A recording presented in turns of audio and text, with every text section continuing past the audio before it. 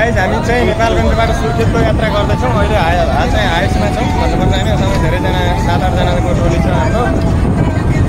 बेङ्गलोरबाट चाहिँ अहिले नेपालगञ्ज पुगिसकेका छौँ भन्नुपर्छ।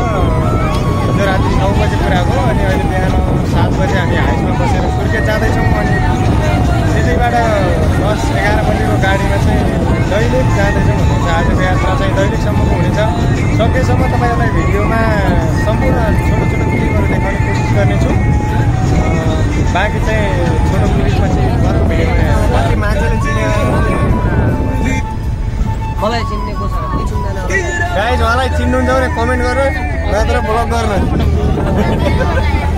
मलाई चिन्ने चिन्नेले कमेन्ट गर्ने नचिन्नेले ब्लग गर्ने है उहाँलाई। मैले चाहिँ रमाइलो गर्दै फेरि एकछिन कन्ट्र्याक्टरको काम गरिदिनु पऱ्यो भनेर हेलो गाइज सबैजना सुर्खेत जाने हो भनेर सबैलाई सोध्दै थिएँ। रमाइलो गर्दै एकदमै यात्रा राम्रो भइरहेको थियो अनि यस्तैमा रमाइलो भइरहेको थियो सबैलाई। अनि एकछिन खलासी भनेर हो गाइज सुर्खेत सुर्खेत सुर्खेत जाउँ जाउँ जाउँ जाउँ भनेको। त्यसपछि फेरि भित्र बसेर दाइहरूसँग कुरा गर्दै गफ गर्दै सुर्खेत पुगियो। त्यसपछि अर्को गाडी चेन्ज गरेर चाहिँ दैलेखको लागि यात्रा सुरु भयो हाम्रो। सबैजना रमाइलो गर्दै हुनुहुन्थ्यो। यतातिर दाई हुनुहुन्थ्यो अनि यतातिर बहिनीहरू अनि साथीहरू सबैजना थिए।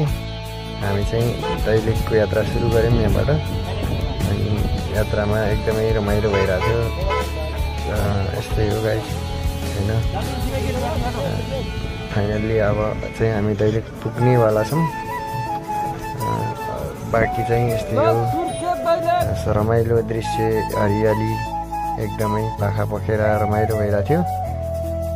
यही हरियालीसँगै रमाउँदै रमाउँदै आफ्नो गन्तव्यतिर अगाडि बढिरहेका थियौँ। आलुवाहरू पलाइरहेका थिए।